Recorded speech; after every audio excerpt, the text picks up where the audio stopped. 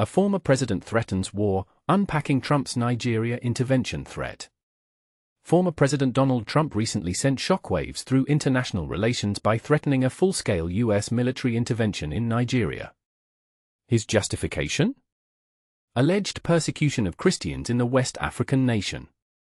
But here's where it gets controversial. Trump's rhetoric paints a simplistic picture of a complex situation, raising serious questions about the motivations behind his threat and the potential consequences for Nigeria and U.S. foreign policy.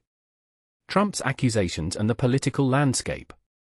In a recent post on his Truth Social platform, Trump declared, "Radical Islamists are responsible for this mass slaughter," referring to violence against Christians in Nigeria. He warned of cutting off all aid and potentially launching a military intervention if the Nigerian government fails to act. This statement comes amidst intense lobbying from U.S. lawmakers and conservative Christian groups pushing for Nigeria to be designated a country of particular concern (CPC) for religious persecution, a list that includes countries like Russia, Saudi Arabia, Iran, and China. Trump's stance aligns with his efforts to appeal to his right-wing, evangelical base, who are highly sensitive to perceived attacks on Christianity globally. However, this raises the question, is religious persecution the sole driver of violence against Christians in Nigeria, or are there deeper, more complex factors at play? Beyond religious persecution, a complex security landscape.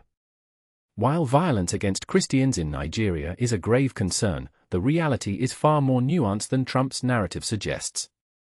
Nigeria, a secular nation with a roughly even split between Muslims and Christians, faces a multitude of security challenges. Land and resource conflicts in central Nigeria, clashes between Muslim herders and predominantly Christian farming communities are often fueled by competition for land and water, exacerbated by religious and ethnic tensions. Criminal activity, kidnappings of priests and pastors, while targeting religious figures, are increasingly driven by ransom demands rather than purely religious motives. Insurgency and banditry. In the northeast, Boko Haram and its offshoots like ISWAP have waged a brutal insurgency since 2009, targeting both Muslims and Christians. In the northwest, heavily armed criminal gangs, often referred to as bandits, carry out mass kidnappings and raids, affecting all communities. Separatist violence. In the southeast, separatists seeking to revive the defunct state of Biafra have been linked to violence against government institutions and civilians, with Christians often bearing the brunt. Nigeria's response and the international implications.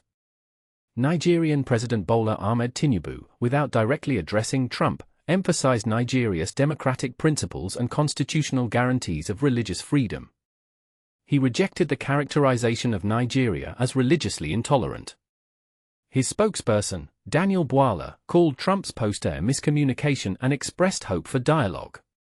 Bwala also stressed that any military action would require joint agreement with the Nigerian government, reaffirming Nigeria's sovereignty. Despite these assurances, Trump's remarks have sparked concern about potential damage to U.S.-Nigeria relations, particularly regarding aid and arms sales. There are also fears that his rhetoric could be exploited by secessionist groups like the Biafra Republic Government in Exile, which is actively lobbying in Washington. A call for nuanced understanding and responsible action. Trump's threat of military intervention in Nigeria is a stark reminder of the complexities of international relations and the dangers of oversimplifying conflicts. While protecting religious minorities is crucial, a nuanced understanding of the situation in Nigeria is essential. And this is the part most people miss: addressing the root causes of violence, including economic disparities, resource competition, and ethnic tensions, requires a multifaceted approach that goes beyond military solutions. What do you think? Is Trump's threat justified, or does it risk exacerbating an already volatile situation? Let's have a thoughtful discussion in the comments below.